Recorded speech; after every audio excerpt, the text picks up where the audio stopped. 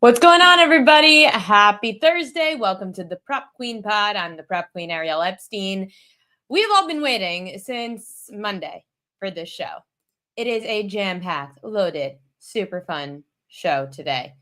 We're going to bring on the man who always brings the fire, the heat, Coach James Young. Going to break down NBA Finals tonight, WNBA. Then following, the one and only KellyinVegas, joining the show to talk some Premier Lacrosse. We've got lacrosse action starting tomorrow. You guys know that Kelly and I love Premier Lacrosse. We've been betting it all year. Kelly's been betting it since last year. But Kelly is probably going to find a way to ruin the Premier Lacrosse game that we're going to go to this summer. We'll talk about how Kelly tries to ruin my life. I'm going to ask Coach, because the WNBA is getting to a point now where it's almost like you can't defend it anymore. There are so many issues going on. First off, of course, there's the Caitlin Clark issue where she continues to get abused by players on the court. I also just saw a video. Kelsey Plum, someone was waiting outside the hotel asking WNBA players for autographs. I really hope that there is more to this story, because Kelsey Plum was given an attitude to a fan waiting outside. This is a league that barely is making money. This is a league that needs support. You need fans. How the hell are you being mean to fans? I know Kelsey Plum is a star in the WNBA. You've got to be nice. No one likes when their heroes disappoint them. And I'm very fortunate in my life that my hero, Derek Jeter, has been nothing but absolutely incredible to me the 3 times that I've met him. I met him as a kid, I met him as a teenager, and I met him as an adult. And all 3 times he has been the same. Absolutely supportive, incredible, and inspirational.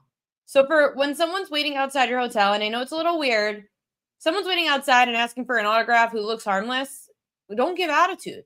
Just say okay. Would Ariel sign my Grey Goose bottle? Absolutely. But there is Aspen vodka. Try it. I'm telling you, Shawn Michael, Aspen vodka. It is much better than Grey Goose. No jokes at all.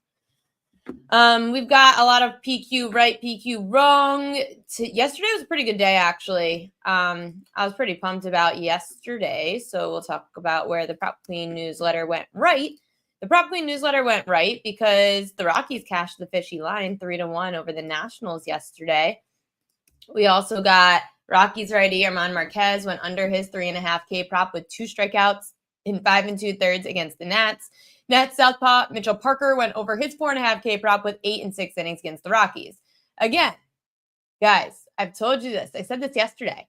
Wins and losses not correlated to K props. I said I was a little worried because I liked the Marquez under and the Parker over, but I liked the Rockies. And those strikeout props, if you were to correlate them to wins and losses, should have not happened. Because if the Rockies win, then Marquez should have had over and Mitchell Parker should have gone under. But it's just not the case. So you can't look at strikeout props and think that you have to go based on the way that you think that the game's going to go. Shawn Michael, I need to know how Kelly bets PLL because she lives in Florida, but I mean Hard Rock doesn't allow it. I feel like she won't be able to answer that question. Just saying. I bet Kelly has some strong vodka taste. We could ask her. Make sure to remember to ask Kelly these takes in the chat when she comes on, because I'm not going to remember. Diamonds lefty Eduardo Rodriguez went under 4.5Ks. That was a royal lock yesterday. He had 4. Bailey Ober went over. We love that. His 4.5K prop, that was also a royal lock. 5 strikeouts in 6 innings. Got a little lucky there because the Twins-Reds game only went 6 innings yesterday and was a complete game due to rain. Rangers lefty Patrick Corbin went over 3.5Ks with 4 strikeouts in 5 innings against the Royals. And the Angels cashed their fishy line because they did beat the Yankees yesterday 3-2, but the Yankees ended up winning today 7-3. There was like 3 quick rain delays in that game. It was very bizarre. But the Yankees did finally end their 9-game losing streak. Oh, wow. Breaking news. For the first time in 297 PGA Tour starts, Jordan Spieth has withdrawn due to injury. So, just so you guys know, Jordan Spieth has withdrawn from for this weekend. So, just to keep an eye on that. Are we taking Skeens first 5? You know what? I am abstaining from anything Pirates Tigers today. I don't care what game it is. I don't care if it's the Skeens game, and I didn't care if it was the Scoopable game. In fact, let's take a look at what's going on in that game right now, or what happened in that game, because the Tigers were playing this afternoon and Pittsburgh ended up losing that game 9-2. Skubal does well again. He gave up 2 runs, 6 Ks, goes under his K prop, 5 2/3, which is kind of crazy. He went under his K prop against the Pirates. They strike out a lot against lefties. But you know what? Good. Because the MLB effed up. How the hell do you not put Skeens and Skubal together for a night game tonight and put it on MLB Network? How do you do that? And I know that you probably are going to say, well, Skubal wanted the day game, or maybe like both teams wanted a chance at a dub. Don't be I have to think of a good word. I was going to say a bad word. I'm not going to say a bad word, but don't be that, because you got to have the best of the best going head to head in order to be the best. And I'm really pissed off that Skeens and Skubal didn't go head to head. It would have been great for baseball. People would have been loving it. And they screwed up. Yeah, don't be a tissue paper. Sure. The rain delay screwed Skubal today. Great. You know what? They deserve it, because they should have had Skubal and Skeens, and I'm still pissed about it. Also pissed about a few of these. Adam Mazur did not go under his 4.5 K prop. He had 5 2/3 against the Phillies. Phillies are a really hard team for me to figure out. I just can't seem to nail them down. Framber Valdez did not go over his 6.5 K prop. He had just 3 6 innings on the road against the Athletics. The Orioles did not cash their fishy line. That game was yesterday. Insane. Orioles-Rays, the game was nuts. The Orioles took an 8-0 lead in the second inning, and then in the bottom of the third was when the Rays started. They scored 12 unanswered, the Rays, yesterday. So they ended up winning 12-8, the Rays. So the Orioles didn't cash the fishy line, but damn, you would not want to have been on that game, because being up 8-0, then losing. Easy Money says he blames the Pirates for everything. Me too. It had to be the Pirates' fault, right? Shawn Michael would agree, because nothing could be the Tigers' fault, not even losing in the playoffs. If Pitt got 2 for Skubal, they should show up for him. I bet Kelly doesn't know who Skubal and Skeens are. Honestly, in her defense, I probably don't know half the college football players that she knows, so I can't make fun of her. 1 of 14 ever to trail by 8 or more, but win 4+ since 1912. That's crazy. Do you like Cabrera under outs today? I actually like Cabrera's strikeout prop today, which I'm going to get to, but I'll say it here early. Cabrera under 5.5 Ks intrigued me this morning, because Philly, as much as it's hard for me to get a good grasp on them, 7 of the last 10 went under 5.5 against Philly if you're a righty, and Cabrera has gone under that number in all but like 2 starts against low K rate teams. So I liked his under Ks, but I do like Cabrera today. So if you do like his outs, I don't mind it. Here's the thing, though. You have to assume that Cabrera is getting through the order twice, solid. Then the third time is when Cabrera struggles. So batters are hitting 247 against Cabrera the first 2 times through the lineup, but then 357 the third time through. So you have to be wondering how long he's going to stay in the game, because if he gets through a third time, that's when Cabrera starts to struggle. But it is a fishy line today. The line moved almost 20 cents in favor of Miami. So a lot of things are pointing to Cabrera today. I wouldn't necessarily under outs or over walks. Maybe under, what's his outs at? 15.5? Oh, 16.5. I don't mind it. I just am a little worried because the line's moving in his favor. So I am a little worried that like he could be pitching well tonight. But again, third time through the lineup is when he struggles. So I could see him getting pulled if he goes the third time through the lineup around the 5th inning. So Braves and Striders minus 120. Is this free or is it me? Braves are on fire right now. Well, the Mets have to go to Philly tomorrow, so kind of a trappy game. But the line moved then against Atlanta because I saw minus 130 this morning. And if the line's moving against an ace at home, it is a stay away for me. I do not like that. We've got some other games coming up in Major League Baseball that I'm going to get to later on in the show. Padres-Dodgers later tonight. Jessica's seeing Braves at a lot worse than this, so I would just not be doing anything Strider Braves today. What we are going to talk about, because I can't believe that I had all these people inviting me out tonight, It's well, the sun's kind of coming out. It's very on and off rain here in New York today. But I have been invited to the bar, like by multiple people today, to go watch this NBA Finals game. And I know it's a thirsty Thursday, so we need action. We need to go to the bar, and we need to sound like we know our stuff, because that's how you turn boys away from you. Coach James Young joining the show, bringing the heat, bringing the fire. What's going on? You know what, Ariel? I don't know. Like this weather looks kind of shaky. So, you can go out and do your thing. I am going to stay in the indoors and have me a couple of 1, 2, 3, 4, 15 cold ones. Maybe Here's a little the thing, bit. I got invited out by a group of guys, so that means I. Oh yeah, you got to roll. Is Kelly going? Kelly lives in Florida. Oh, well. But it is one of her friends that invited me out. So we'll get into that. We'll get into that later.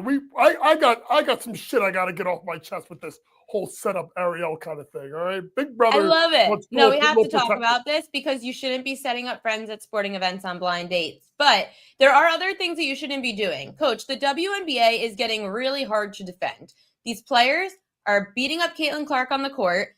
Then you're seeing, like, I saw this video come out of Kelsey Plum, like, rejecting signing autographs outside of a hotel. What is going on?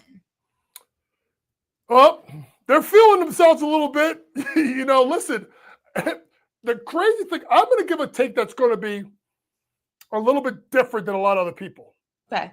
All of this shit going on right now with Caitlin Clark, it's exactly what this fucking league needs. We talked about this. Like, we're talking about this still. This game happened it's just like the Angel Reese shit last month. It's 48 hours, and it's still one of the biggest stories right now in basketball. Now, listen, at the end of the day, I think there's so much blame to go around. I think J.C. Shelton went too high. She should have got the flagrant. I know I've known Marina Mabrey pretty much her whole life, but, hey, it was a little bit extra. It was. 3, Caitlin Clark looking at J.C. Shelton in the game and saying, I can do whatever the fuck I want. That's gangsta. That starts problems. Sophie Cunningham, get your flush and get J.C. Shelton, but not on a fast break with 48 seconds left to go. Like, someone's going to get seriously hurt. But my biggest problem, honestly, is Stephanie White. And here's why. I'm a coach.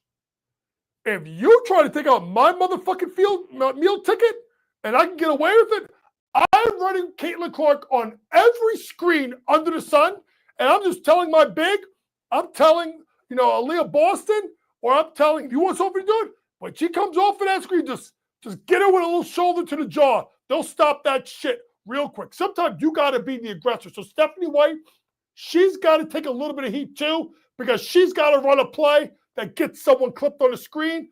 It looks clean. I just stepped out and just hit her, and then we all move forward. But at the end of the day, it's creating so much buzz with the league. Got to remember, Ariel, this league is in year 26. They have not turned a profit yet. They're going into a TV deal in which they're going to opt out after the season. They need viewers. You saw what happened. Is this a good look? Like, you want to be looking bad? It is a look. It may not be the look. I think the referee's got to clean it up, but it's getting casual people watching the WNBA now because you want to see it. And it's interesting. Like, when she plays like the Liberty, like when you watch her against the Liberty didn't do any of that shit. Well, the Liberty are a winning team. They're trying to win a WNBA championship. You saw her joking around with Stewie at one point. It's the teams that suck and are jealous. Connecticut, ain't no one watching them motherfuckers. They're the worst team in the league, probably right there with Chicago. So they're not watching them. No one cares. So they want to get their 2 pounds of flesh, let them. As for Kelsey Plum, listen, girl, you nice. I know you can play. But half of these motherfuckers didn't know who you were until Caitlin Clark showed up in the league. And that's the most of those players. So, listen, sign some autographs, be cool, be nice, and let's clean the game up. Referees got to do a better job because at the end of the day, this league needs to make money. Yeah. And I just don't I want to defend the WNBA. Sometimes it's just getting hard to defend players that are acting bigger than I feel they can. Just try to get people to like you. I just don't think it's that hard to make people off the court like you. Be nice to your fans. You need them for sure. We do have games tonight. 2 games on the slate, Coach. And, of course, you've got props for us. Sabrina Ionescu, she's going up against the Phoenix Mercury. They're heavy favorites, the Liberty, at minus 11.5. Why you like her over 3s? Well, listen, first things first, shout out to my girl, Sabrina Ionescu. I think that's a kid that I've watched, when I used to go out to Oregon and watch practice, and what a dynamic shooter. She's gone over 5 of the last 7 games. And if you kind of look at the way Phoenix is, with Alyssa Thomas and Satu Sabli, they're really good in the interior. That's why someone I love, Jonquel Jones. I'm staying away from Jonquel because they gave up, I think they're number 2 or number 3 and points in the paint line. I think Sab has been fantastic. I think going against someone like Kalia Copper that came off an off game, remember, they also played last night against Connecticut. I like Sabrina Ionescu to go over 2.5 made 3s tonight. Then you like Howard on the boards as well. Why? Well, listen, when you look at someone like Natasha Howard, seasoned pro, vet, playing obviously with the Indiana Fever, the Valkyries, Ariel, has been a really good story. If you want to talk about good stories, this is a team that had an over-under win total of 8.5 before the year. I think they're either 5-6 or 4-5. They've already moved it to 15.5 wins. Now, what's really good about this team is they're good defensively, but they're really good on the boards. They're top 5 in rebounding percentage. So when you have someone like Aaliyah Boston that's an undersized 5 that not really athletic, then what you have to do is we call gang rebounding, which means you got to all get in the fight. Natasha Howard is part of that fight, over 5.5 rebounds tonight. We have Walter Barker in the chat saying, Sabrina, good value, MVP deep shot. Thoughts? Yeah, I mean, listen, at the end of the day, if you get an injury to Caitlin Clark or, Nafisha Collier, Walter, you got to figure out, who is that next player, right? The concern that you have with the Liberty is between Jonquel, Stewie, Sab, they all cancel each other out because they're all top 10 players. So then you start looking at other people, right? But to me, if you're looking at, and Sean just put it out, 75-1, shit, I wouldn't mind you putting a little ticket on that. I'm not saying put, the 529 beat fan for your kids. No, Ariel don't know about 529 plans, but maybe one day we'll talk about that with Kelly. But that's a story for another day or another hour. But to me, 75-1, yes. So here's how I would do it. I think at the end of the day, if Indiana is a top 3 team, I think Caitlin Clark's going to be your MVP. I really believe that. So, because I think the league needs it. So I wouldn't mind it if you put it on Caitlin and then just put a couple of bucks on a flyer like Sab, where if some couple of people get hurt, then you can cash the ticket. And then Sean Michael said, Fever minus 12 on the road. That scares me. Valkyries, he's thinking, taking the points. If I do anything, I'm taking the points. I mean, the Valkyries are very good defensively. Did y'all see what they did to the Aces on a Saturday? I mean, they beat them by 30 fucking points. This coach from the Valkyries, she's no joke. They play really tough, rugged defense. They got to kick Kayla Thorne. They can knock down threes. They play together. They're locked in. And that arena in Golden State, I know there'll be Caitlin Clark fans, but they've become a little home court advantage. I wouldn't mind taking the 12 points, Sean, with the Valkyries tonight. That game's late night at 10 p.m. Eastern. We do have the NBA Finals tonight. Game 6, Coach. How much do you think this is over? Oh, it's just over. I mean, it's over. OKC covers? Ariel, I think people got to consider this. I think we talked about this. I think you middle it. Because these are 2 teams that go on wild runs. I expect OKC to throw the first punch, especially if Halliburton starts and they're not, and then he's compromised. So I look for the Thunder to make a big run early. At some point, Indiana's going to make a run. They're too good shooting the ball from 3, and they're too deep. Look for that run to come back. Jump on OKC again, maybe on the money line, which you could have done in game number 4, and you can give yourself a nice big middle where you can hit both bets. You also are looking at some props for this game, of course. You're looking at the Thunder, team total over 115.5. How come this is going to be higher scoring than usual? Well, I think if you look at it, Ariel, 6 of the 7 last wins for the Oklahoma City Thunder, they've gone over 115.5 points. They're going to push the pace because they're going to, if I'm Mark Dagnall, I want to see, can this kid get up and down the floor? So I'm going to want to run and try and get up and down the floor. The other thing, Ariel, is if you really look closely, game number 5 was the first game that I felt like Oklahoma City took advantage of the turnovers. These guys in Indiana are very loose with the ball, meaning they're careless, bad turnovers, bad passes. So to me, I think they get out in transition and they run. Give me over 115.5 points. By the way, what did this guy say? Moraz, I can't even say it. Andrew Nebhard under. Let me tell you something. That guy is smart. Nebhard is not on my plays, but I want to tell people something. Nebhard gets himself into foul trouble. He's not a strong offensive player. And here's the big one. If Oklahoma City is winning and they need points, go to the guy that backs them up. And that's Benedict Mathurin. I think Benedict Mathurin has been really good in this series of points. Has a 27-point game. Look for Benedict Mathurin to go over his points prop tonight. I can't believe that you're looking at Miles Turner. If you think that I'm going to be dumb enough to go look at Miles Turner props today, Ariel, a man that literally makes me want to jump off the George Washington Bridge because he is so unpredictable. He is worse. He is worse than Mitchell Robinson to me sometimes. Oh, no, Mitchell Robinson's way better in regards to getting rebounds. But listen, let me say something, Ariel. Miles Turner is the black version of Brook Lopez, which means he just hands out at the 3-point line. But here's why I like him. He's gone over in 2 of the 5 games in the series. And my biggest reason why I like him tonight is Indiana's going to have to try and win the rebounding battle. Because that's the only way they can win this game. Because they have to create second possessions and they have to be able to keep Oklahoma City off the board so Oklahoma City can't get run out. So they have to attack the boards a little bit. Then you look at the fact that Mark Dagnall's gone back to that double big lineup with Chet Holmgren and Hartenstein. Now, when he's guarding Chet Holmgren and Chet's the 5, then Miles Turner is going to go out in the perimeter guard him.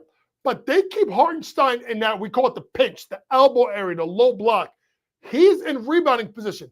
And God fucking damn it, you're 6'11". Give me 5 fucking rebounds tonight. Miles Turner goes over. Yeah, I said it. I can't trust this man. I have no interest. 4.5. This thing's down from 5.5, so I guess it's a decent number, but he irritates me. But we're on the same page for McConnell. McConnell under 10.5 points. We are fading the hell out of this guy. Everyone's going to love him. Everyone was obsessing over his 18-point performance in game 5. Yeah. No. Yeah. Well, listen, I'm going to fade him like a high top from Kid and Play. We may have to get you to watch a movie called House Party, but that's a future for another day. I like to I'm really bad. You could give me a movie reference from 2025. Oh my God! Oh, Kid and Play, the high top fade. I guarantee you, someone on the chat's going to bring up. They know the movie House Party. What a great movie! Shout out to Robin Harris. Rest in peace. He was a great comedian. All right. Anyway, so when Kelly does. See, can you? Is she on? Can you just bring her in right now? And can we start this party early? Because let's start the party early. Let's start it early. All right, let's go. KellyinVegas joining the show. I do not know the movie House Party. I don't know movies, but just hearing Kid and Play, you know exactly what movie it is. And then there's the dance. Like Kelly, get your fucking girl here. I don't remember much of the movie, and I am not a movie person. But come on. See. I can't quote movies. I don't think you were born yet. I'm gonna Google it. I know The Hangover and I know Mean Girls. Time out. I got 5 left. How old are you? Kelly or me? You. 1990. It was not out yet. No, hell fucking no, she wasn't alive. Her parents weren't even thinking about having her at that point. When were you born? 95? 94? 94. Oh shit, that's when I graduated high school. Fuck, my mom didn't even know if she wanted to marry my dad yet at that point. All right, well, listen, we're giving you dating advice. We're not talking about your parents. Let's keep them out of this. We don't need any to talk about them because I think that's part of the whole issue here, Coach. Wow, interesting. Oh, this is gonna be fun. Go ahead, Kelly. Please. Because listen, Ariel, okay, there's a lot of psychology that goes in this. Ariel's the firstborn child. Firstborn children historically have different sets of whether it's expectations, different life experiences because they helped raise their younger siblings. I understand not wanting to settle. her mother is also a Capricorn, which is another scientific astrology perspective. And Capricorns demand almost perfection. Then throw in Ariel being a Virgo, who is just completely out of her mind. Virgos, Ariel. That's great. All right, go ahead. You're the most exciting Virgo male I know. Oh, yeah. Yeah, but Virgo men and Virgo women are very different. The whole point being, and when I say this, is her having a Capricorn mother who demands perfection and her not wanting to ever settle or any idea of or fail of settling. It is a recipe for disaster. That's why we have to bring in the parents. Darren would just be happy that she married like a fun guy that likes to drink a little bit and hang out by the pool and go to Aruba. As long as he likes sports. Perfect. That's all dad needs. Mom needs money. Dad needs someone that likes sports. And I would like to love them. I would love them. I just think that sometimes when we're looking for a person, perfection is just an unfair advantage. There's a time and a place for everything. Kelly and I will be going to the Premier Lacrosse game in August in Boston. So Kelly and I went with our friend Pam.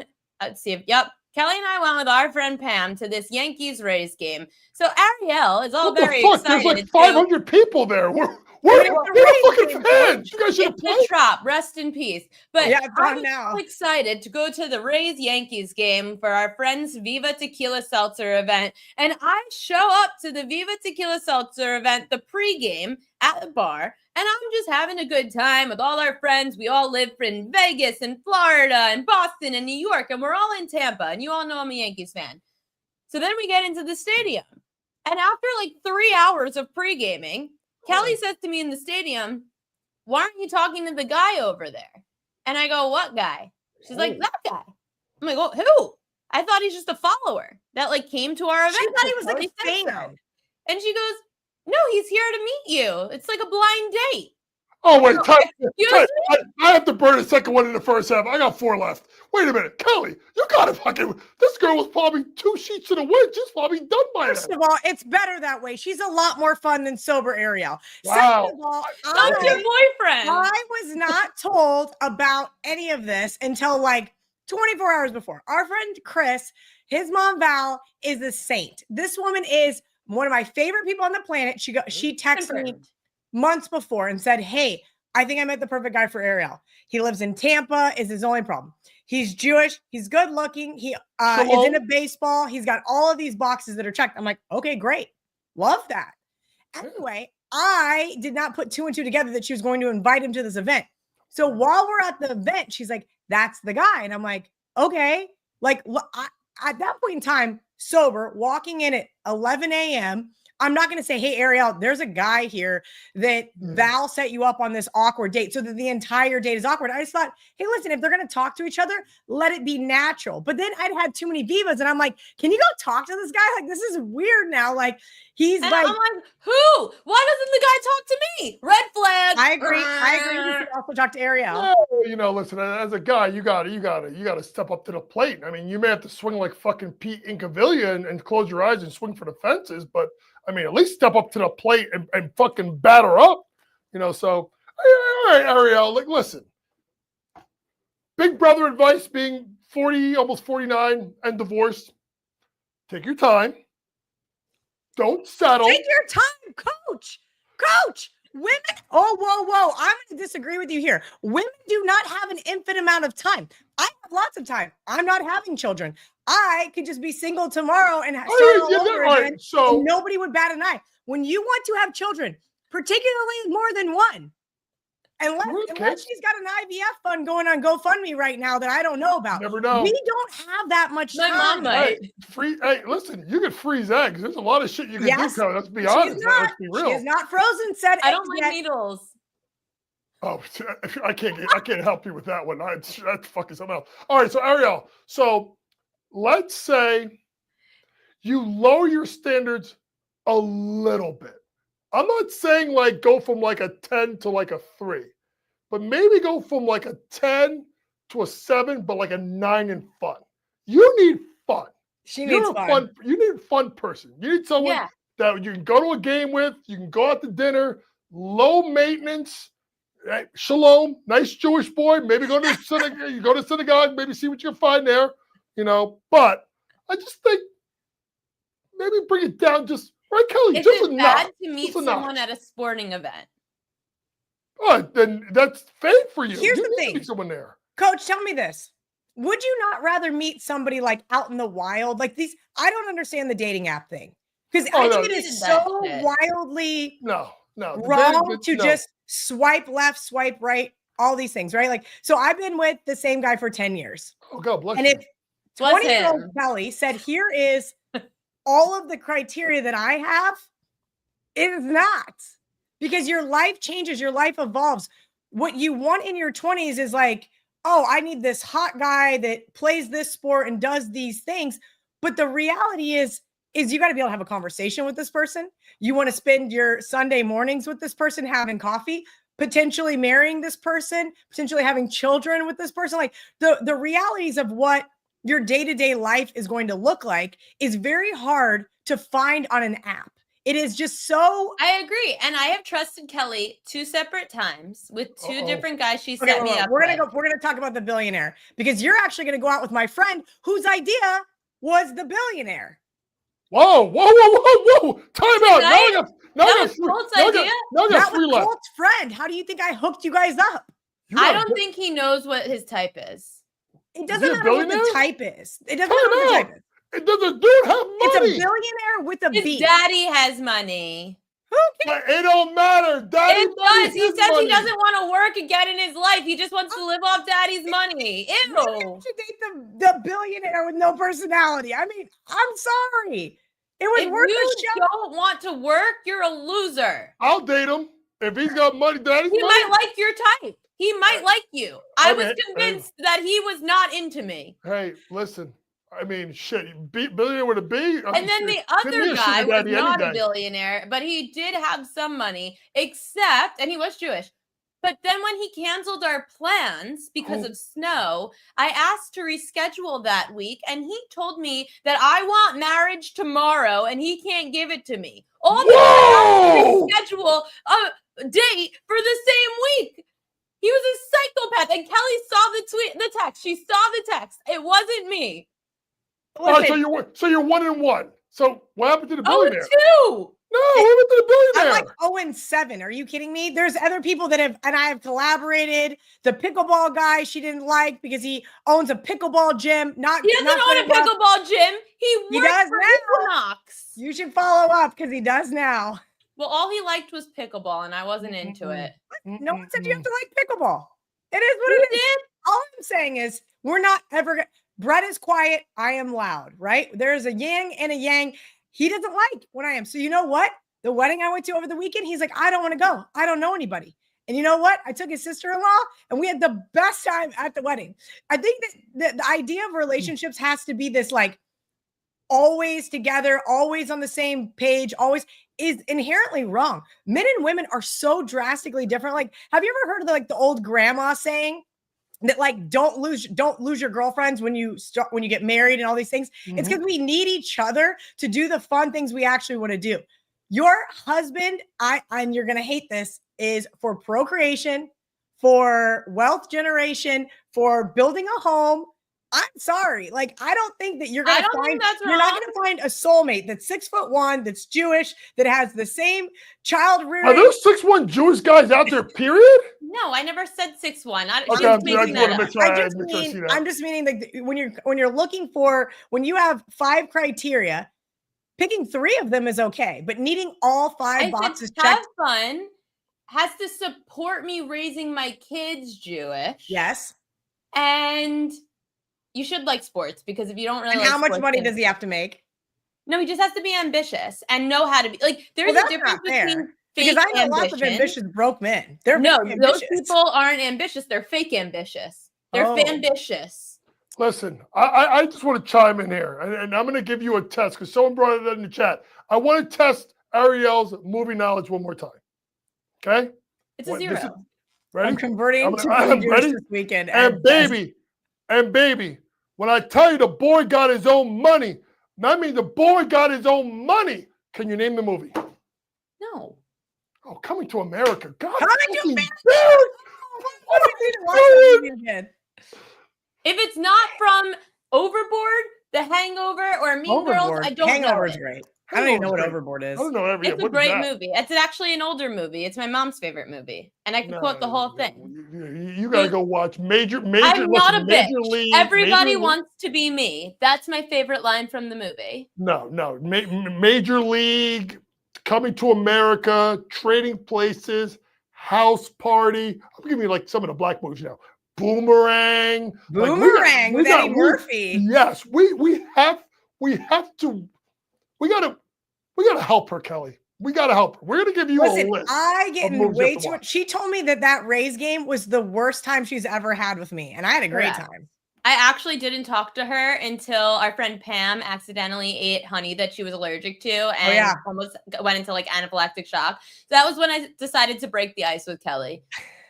Well, I mean, unbeknownst to me, I didn't even know she was really that mad. She was just yelling at me in the car, and I just thought it was like a normal Saturday. Oh, well, maybe that's the way y'all get down.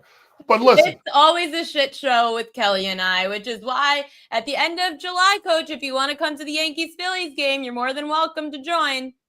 Hey, I mean, listen, I don't know. Like, you guys, I'm like almost 50 next year. Like, y'all will run Kelly. fucking. No, I'm just kidding. Wow. I'm not getting involved in that one. I'll let Kelly. She was waiting for that one for a while. I guarantee you to do that on there. But you text me the date. 27th of July, I think. That's Saturday. Yeah, we're gonna do our own version of Pick It in the Park because it conflicts with our PLL weekend, and PLL conflicted with me going to Ireland for the K-State game. It's gonna be a wild 3 weekends in a row. I'm gonna say that 4 weekends in a row. Is that a Sunday? Saturday, we're going. Saturday. You mean a 26th? 26th. Sorry, 26th. Ooh, all right. I may put that on my calendar. We'll probably have free drinks at Billy's, so. Hey, sure. Hello. Yeah, by the way, you go to fucking Billy's. I went there and I got like 2 drinks. It was like $80. Like, I mean, they're gouging you over there. Really? I haven't paid for a drink there in years. Oh, what, I knew that was coming. Maybe there's a nice 6'1" Jewish boy there for you. Honestly, it's all Jews and Italians in there, so I have a really good shot at Billy's. Hey, Shalom, how you doing? You're right there.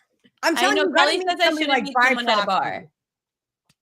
Listen, if someone's got a nice guy, fun, like a 7, 8 look, 9, 10 personality. Everyone's hotter at Billy's.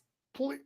Yeah. It is very dark in there. Yeah, it's dark and everybody's drunk, so everybody's hot. It's no, but even if you pregame, everyone to the Yankees hat, and a Yankees hat makes you hotter.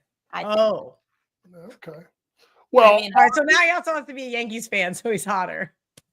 Well, if you're in a Red Sox hat, it's already like. No. Yeah, I knew that. But listen, let me put a button on this. Here's the reality. I think that women are at peak success level, right? Like we have hit an awesome level. My grandmother's building airplanes during World War II, and she fought so hard for this. Like, I just like to back it up to like the 90s. Like, can we just back maybe like early 2000s, just a little bit, where like men used to be protectors and providers and all these things that we want, but unfortunately women can't have it both ways. So I think we just need to, just back it on up a little bit and just let it just let it be. Like, we don't need to be this like controlling, psychotic, you know what? Now you're making me look like I was generalizing women as a whole, as an entire species. I think some of us, myself included, just need to let it back it up just a little bit, and maybe more of us would find more love and happiness in our lives and more fulfillment, because I think that's ultimately what people are searching for. I agree. And you know what, Ariel? I changed my fucking mind. I think you should go out tonight. Oh, yeah, she should absolutely go out tonight. I am going out tonight. I thought you weren't. I am. I said I was. You told me not to go out. Yeah, well, I mean, listen. You said the weather is shit. I'm worried about your hair. I don't have that problem. Like, I can go outside. I'm not worried about any of this shit. Is it raining in New York? I mean, it's gonna pour. It's gonna pour tonight. So get out before the rain. How about that? There you go. I'll try my best, but I'm going to go watch the games. Coach James Young, thanks for coming on and somewhat defending. See you guys. Have a good one. KellyinVegas. We've got to talk Premier Lacrosse, and I suck at this app. Okay. This is why we do need Dan. Everyone was asking about Dan. They were asking about Dan? Oh, yeah, I missed someone asked about it. Who asked about Dan in the chat? Someone did. and said that they love Dan. We But all love Dan. I know. And how was the wedding? The wedding was a great time. Laguna Beach was really weird. Apparently it's called June gloom. So like every morning you wake up, it's like cloudy, like 65 degrees. I'm like, what's going on, California? And then it was like 80 degrees by like 2 p.m. So it's great. Lots of walking, hiking, couple margaritas. Might have been overserved at the wedding. The pro tip when you go to a wedding is, look, this is what it is. You go up to the line with like 20, 40, 50, 60, 80, $100, depending on how many people are in your group. It was only me and Sam. So I just gave him like a 20 every time I saw the bartender. Yeah, I think he didn't catch my drift that like I just wanted to not wait in line. Not that I wanted like an entire You glass took your full of money and you tequila. got no perks? Oh, no. I got glasses of tequila. Oh.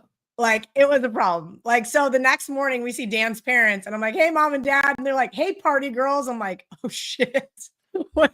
Like, I don't really remember. I don't remember posting on Instagram. I don't remember FaceTiming Brett. I might have I'm sure FaceTimed Brett you. was so happy about it. He was asleep. It was fine. Listen, It was a great time. Small, intimate wedding. I almost started crying because the like speeches were really good. They were really good. You know, sometimes weddings are like, man, Yeah. They had really good, like heartfelt, like, I love don't know, that. just like very like, oh my God, you can feel the love type of speech. And so it was really nice. I hope to feel that way at your wedding. Yeah, exactly. Then Feel the I love? decided I was going to get married because the guy, the officiant, what are they called? Because it's not a pastor. It wasn't a church. I don't know what he's The called. officiant? Yeah, so it is called an officiant, right? So Right. anyway, he, made you feel some type of way. And it's like, oh, maybe I should get married one day. Oh, that's so nice to hear. Well, maybe. I haven't seen you in a while, so I guess I haven't really been caught up on your love life with Brett, but I've been maintaining my distance because when I'm with you, it is an absolute shit show. But we're going to see each other for the Yankees-Phillies game at the end of July, and everyone could join at Billy's. But we're literally also doing going back-to-back to weekends. PLL.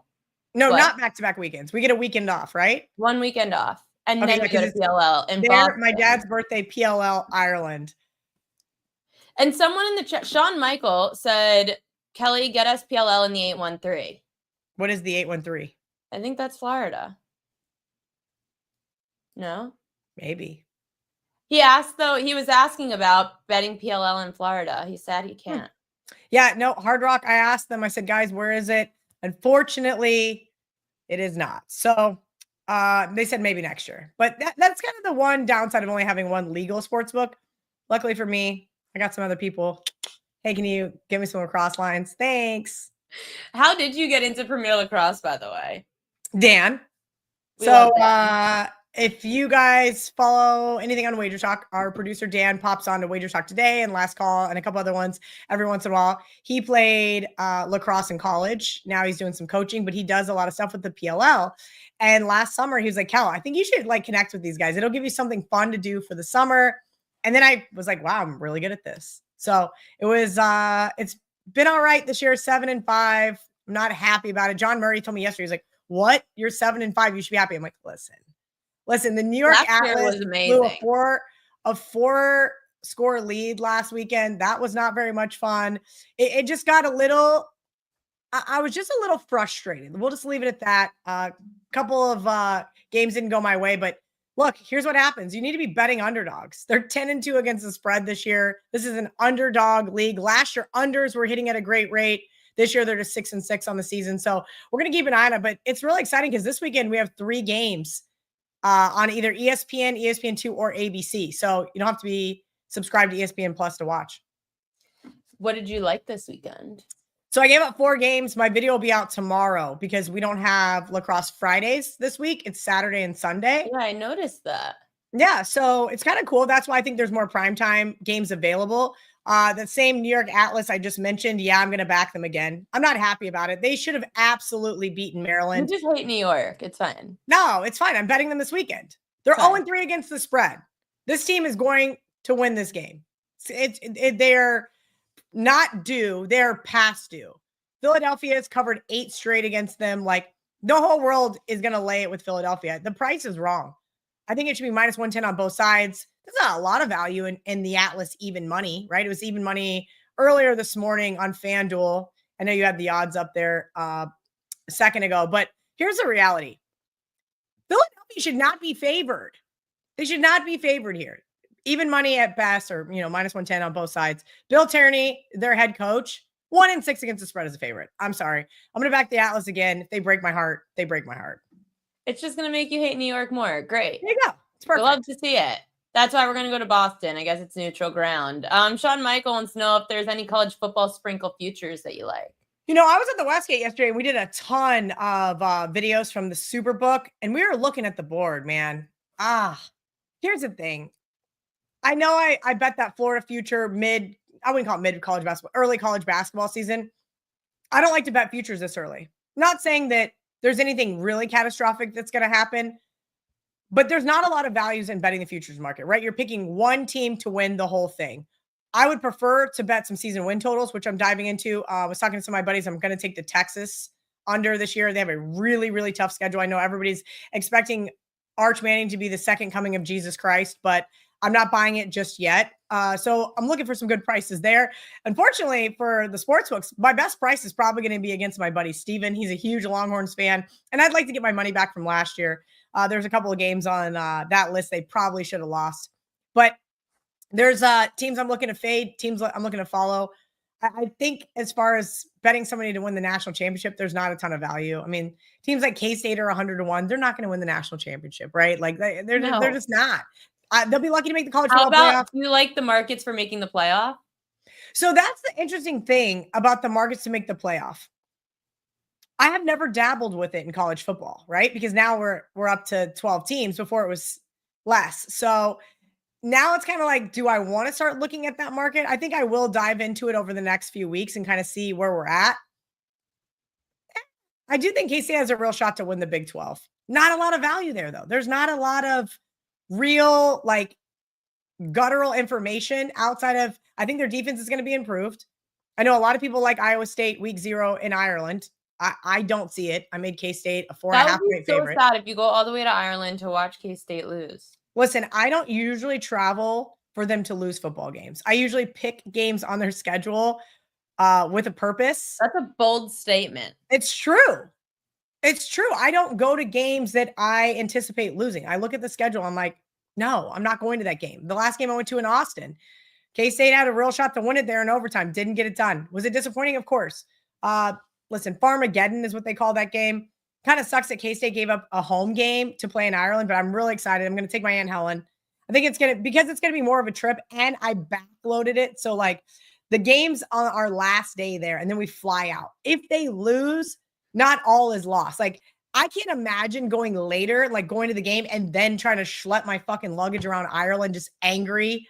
No. So we're going to go early, 10 days, and then we fly out the next morning. If they lose, it is what it is. If they lose, then you just get to fly home and be double miserable. Jessica Brand said Ohio State and Texas is her top 2. I get it, Jessica. That's everybody's top 2. We'll see who ends up. Here's the thing. A lot of people love Sark. I'm not saying he's not a great coach, but Texas is always back until they're not.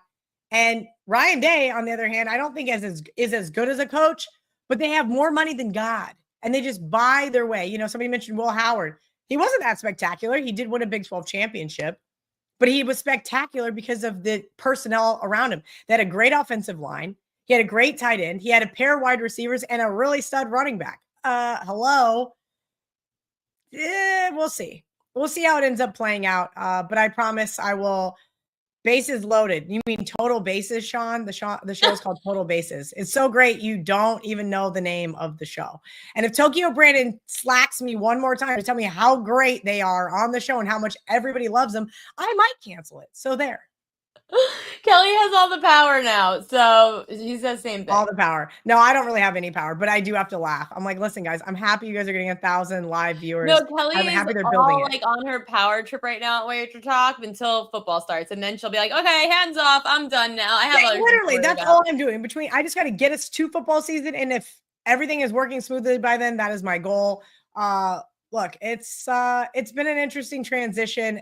I don't think anybody's even noticed. I don't think anybody's even noticed. I could be wrong. They might have noticed, but Things seem to be going it's a very lot well. more work on your end than people will notice, but you notice, so that's all that matters. Listen, I said this to our good friend Joe the other day. He hit me up and he's like, Cal, I'm dealing with these doctors, I'm dealing with this hospital personnel, and I'm like, yeah, well, guess what? I'm a therapist to like 35 handicappers now. And he's like, what? Like, I swear to God, that's what it feels like. I know how Johnny Detroit finally feels, just trying to take some things off his plate. And it's like again, I want it to be a well-oiled machine. I am a type of person that streamlines things efficiently. And I love it that people are like, okay, here's my job. This is all I'm going to do. And then you work off of each other instead of 10 chickens with their heads running off trying to do everybody's job. Listen, you have to make everyone's job easier. You make our lives easier because everyone in the chat loves to just listen to what you have to say so they could just go and bet it. And that's why we're going to bet the New York Atlas this weekend on Saturday. It's great odds at plus 100 right now on the FanDuel Sportsbook. Kelly in Vegas, thank you so much for coming on as always. Make sure to watch us on Last Call because I replaced her until football season starts. I'm just kidding. What else are you doing? That's it. I am hanging tight. I got a call from Andrew McGinnis over at Wager Talk today. Asked if I wanted to start doing some CFL stuff with him. So that might be a thing. Get a little football fix. But yeah, basically going to start. I mean, usually July 1st, I hit the ground running with NFL. I usually wait till Warren Sharp's book comes out. Mark Lawrence's book comes out. Those guys give you all the cheat sheets, right? Like Teddy Covers is already doing his stuff on Opening Line Report. He's sharing some of his power ratings with me. Ralph Michaels already put out his college football power ratings. So like a lot of the groundwork, and that's what's so great about being in this industry with a lot of people you like, is that there kind of becomes a teamwork aspect of things. Yeah, well, you help each other, but like it's nice. I can cheat off of their work and it saves me hundreds of hours in the month of June. And then it's like, okay, here's the baseline. Well, here's where I disagree with Teddy, or here's where I disagree with Ralph, or, same thing with you with baseball. It's like people are like, why don't you just bet Ariel's baseball? I'm like, because I think I just need a break. And baseball season that's your break. It's just a grind. That's how I go with college basketball. It's my break. Yeah, 162 games is just a grind. So like right now, again, doing PLL stuff. I love the over, by the way. That's probably gonna be my best bet this weekend. The over in the Utah Archers and the Denver Outlaws. I hate that it's juice minus 115 on that side towards the over. It was not. It was flip-flopped earlier today, but here's the thing. That line is way too low for these two teams. Denver finally got the monkey off its back, got a win last week. Utah, undisputable. I don't care what anybody else in this industry says, is the best team in the Premier Lacrosse League. They're going to argue it. That team is so good. They're going to run it back again this year, I have a feeling. Denver has some real studs on their team again, starting to finally be a more cohesive unit, play well together. I like the over there. I think it's going to be like 24, 25 goals scored. So we'll see. I'm excited to hear what your prop bet is. Those have been fun. Been really digging that kind of aspect of things because I just don't look at the games from those types of angles. We love props. It's the best way to take advantage of the market. They don't know. There's too many of them out there, and we're going to win. Kelly in Vegas, always a winner. Thank you for coming on, and I'm sure you have to recover from Vegas. Yeah, I'm fine. Yeah, she's a champ. Kelly, talk to you soon. Bye. Bye.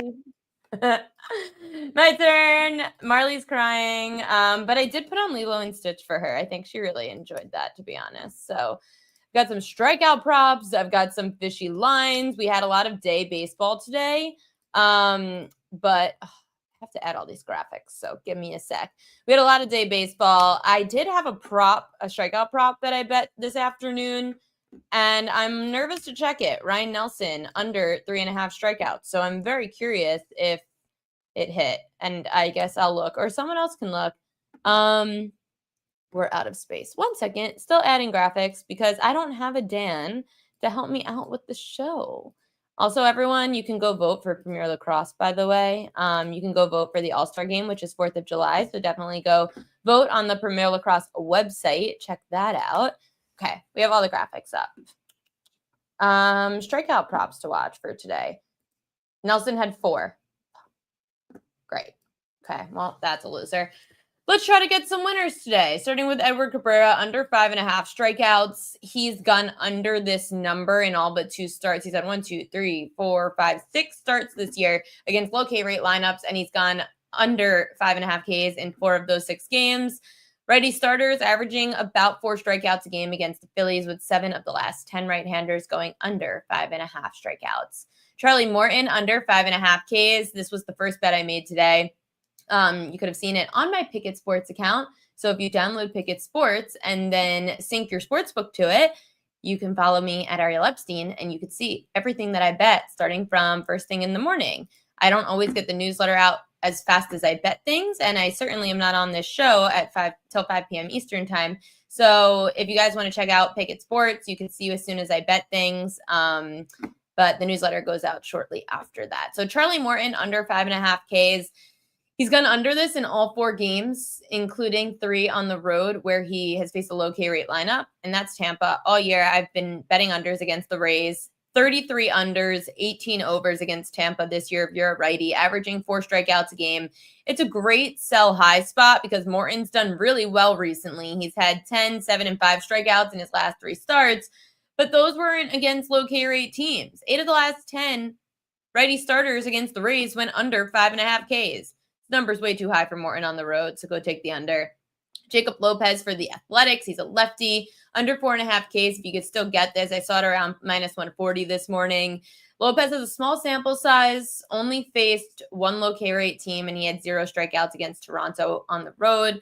5 of the last 8 lefties to face Houston have gone under 4.5 strikeouts. They're averaging about 3.5 strikeouts a game. Now we've got 2 games to get to because these are the fishy lines of the day. Fishy line number 1, we've got Philadelphia Phillies at the Miami Marlins. I feel like this has been fishy the entire series. This line moved almost 20 cents against the Phillies despite majority of bets on Philadelphia, but the money is coming in on Miami. Could be a possible trap game. Phillies get the Mets at home tomorrow.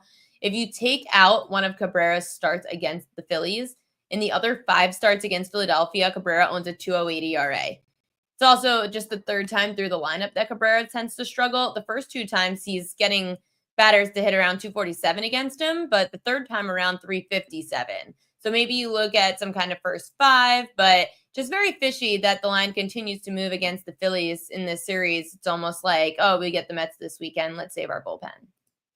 Fishy line number 2. This one's probably the most, the fishy line that makes the most sense to me today, even though I hate about the Charlie Morton situation because I do like his under. But again, strikeout props are not correlated to wins and losses. The Rays bullpen was used a lot yesterday. Tash Bradley only got 4 outs. The Rays needed to use 6 relievers to cover 7 2/3 innings. The Orioles have their closer, Felix Bautista. He hasn't pitched in a couple of days. Charlie Morton, he is 3-0 with a 2.70 ERA since being put back in the rotation on May 26th. Also a little bit of a revenge spot since he played for the Rays from 2019 to 2020. But again, look at how much this line moved against Tampa, and look at how much action is coming in on the Rays.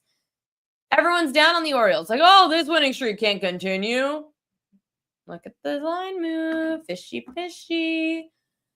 NBA for tonight. NBA Finals Game 6. And by the way, I do have a parlay that's on my Pickett Sports account. So again, download Pickett Sports, sync your sports book, follow me at Ariel Epstein. You can see the parlay. But these are the props for the Oklahoma City Thunder. You could look to Chet Holmgren in 2 different ways. I do like his points because Chet's had some success against this Indiana defense, and the Indiana defense has struggled, especially if you look at the games for the Pacers when they come back home after traveling. So after the Pacers were on the road, they come back home. The defense has struggled against other bigs. Jared Allen, 19 points, 12 rebounds. Karl-Anthony Towns, 24 points and 22 points, also double-digit rebounds. Chet Holmgren in one of those games, 20 points, 10 rebounds. So all those games, those bigs did have double-doubles. And Chet, his rebound prop's 9.5. And I saw like minus 115 to the over. Why wouldn't you just, first of all, Chet should have at least 10 points tonight. Second of all, if you believe that Chet should have at least 10 points tonight and the rebound prop's 9.5, and if you want to bet the over, why not just bet the double-double for plus 110? I'm telling you, Chet's having at least 10. I think he goes over 15.5. Chet should have a big game offensively tonight. again, if the 9.5 rebound props minus 115 to the over, and he continues like he has for 10 or more rebounds in 3 straight games, why not just take a shot at the double-double at plus 110? My only thing about the rebounds that makes it a little fishy to me, 9.5, when he's gone over this in 3 straight games, why are we still at 9.5? Why aren't we at 10.5? It's the only thing that makes it a little fishy. Chet had 11 and 9 the last game, 10 and 9 the game before. Yeah, he's due. He's due. Chet can do it, just like all the other guys did. So I do really like Chet tonight. SGA under 6.5 assists. He's gone under this in 4 of the last 5 road games. The entire series, SGA went over this just twice. Indiana's been cutting off SGA's playmaking. They force him to score. He's coming off a 10-assist performance in Game 5, but that was rare, and the Thunder shot well at home. That shouldn't happen again on the road in Indy. And the Pacers, they're going to rather let SGA score and make Jalen Williams or some other OKC role players make plays. SGA under assists.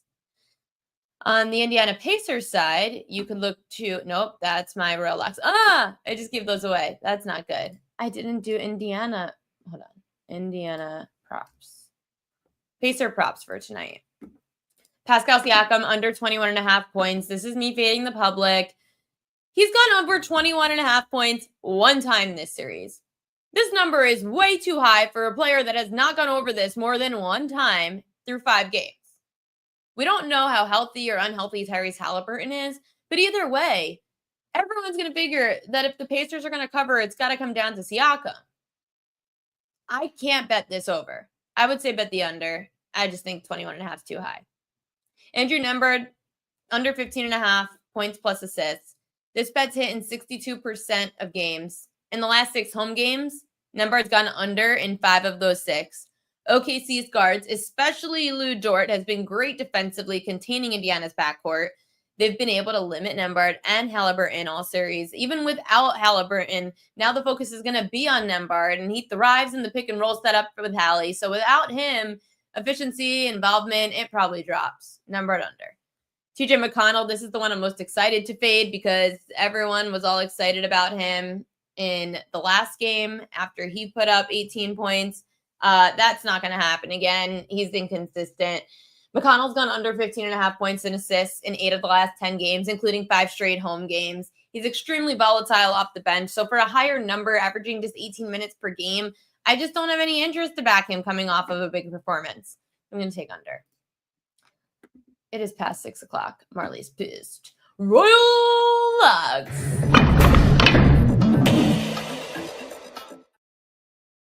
Royal Locks of the day. We're going with Charlie Morton under 5.5 strikeouts. Great value at plus 100. Morton has gone under 5.5 strikeouts in like all the. I'm starting over from here.